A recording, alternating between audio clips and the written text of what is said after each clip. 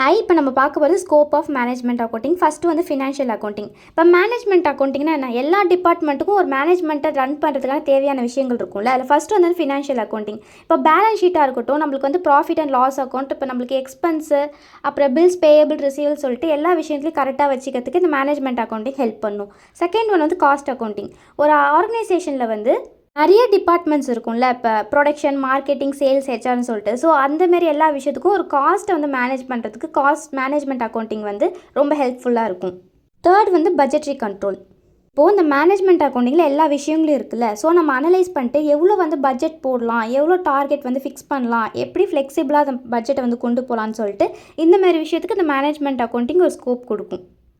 Next வந்து inventory control. Inventory கண்ட்ரோல்னால் என்னென்னா, ஒரு ஸ்டாக்கை வந்து நம்ம கண்ட்ரோல் பண்ணுறது, எவ்வளோ ஸ்டாக் இருக்குது அப்படின்னு சொல்லிட்டு ஒரு பார்க்குறதுக்கு இந்த மேனேஜ்மெண்ட் அக்கௌண்டிங் வந்து ஸ்கோப் கொடுக்கும். எந்தெந்த ஸ்டேஜில் எந்தெந்த லெவல் ஆஃப் ஸ்டாக்ஸ் இருக்குது, எப்படி அதை கோஆர்டினேட் பண்ணணும், கண்ட்ரோல் பண்ணணும், பிளானிங் பண்ணணும்னு சொல்லிட்டு மேனேஜ்மெண்ட் அக்கௌண்டிங் அதுக்கு ஹெல்ப்ஃபுல்லாக இருக்குது. ஃபிஃப்த்து ஒன் பார்த்தீங்கன்னா ஃபினான்ஷியல் ஸ்டேட்மெண்ட் அனலைசஸ். இப்போது நம்ம வந்து ஒரு ஆர்கனைசேஷன் நடத்திட்டுருக்கோம். அதில் various level of financial statements இருக்கும்ல. அது எல்லாமே இந்த மேனேஜ்மெண்ட் அக்கௌண்டிங் மூலமாக எல்லாமே கரெக்டாக இருக்கா, அப்போ ஆடிட் வராங்க, நம்ம ப்ராப்பர் ரிப்போர்ட் வைக்கணும்ல. ஸோ எல்லா விஷயங்களையும் வந்து அனலைஸ் பண்ணுறதுக்கு இந்த மேனேஜ்மெண்ட் அக்கௌண்டிங் ஹெல்ப்ஃபுல்லாக இருக்கும்.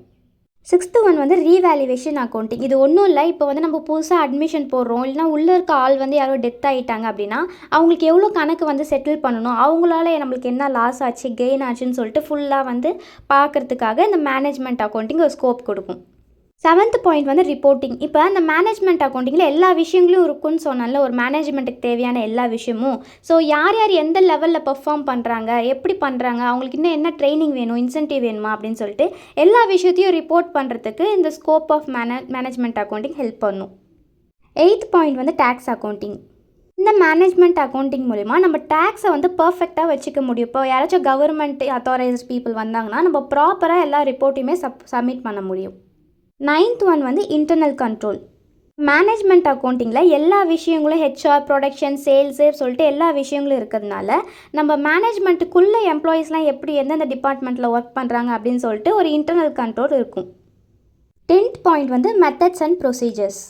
மெத்தட்ஸ் அண்ட் ப்ரொசீஜரில் பார்த்தீங்கன்னா ஃபுல் அண்ட் ஃபுல் டேட்டாவாக இருக்கட்டும், ரிப்போர்ட்டிங்கு, அப்புறம் எந்தெந்த டைமில் எந்தெந்த ரிப்போர்ட்டை சப்மிட் பண்ணணும், எந்தெந்த டேட்டா இருக்கணும் அப்படின்னு சொல்லிட்டு எல்லா விஷயங்களுமே இந்த மேனேஜ்மெண்ட் அக்கௌண்டிங்கில் இருக்கும்.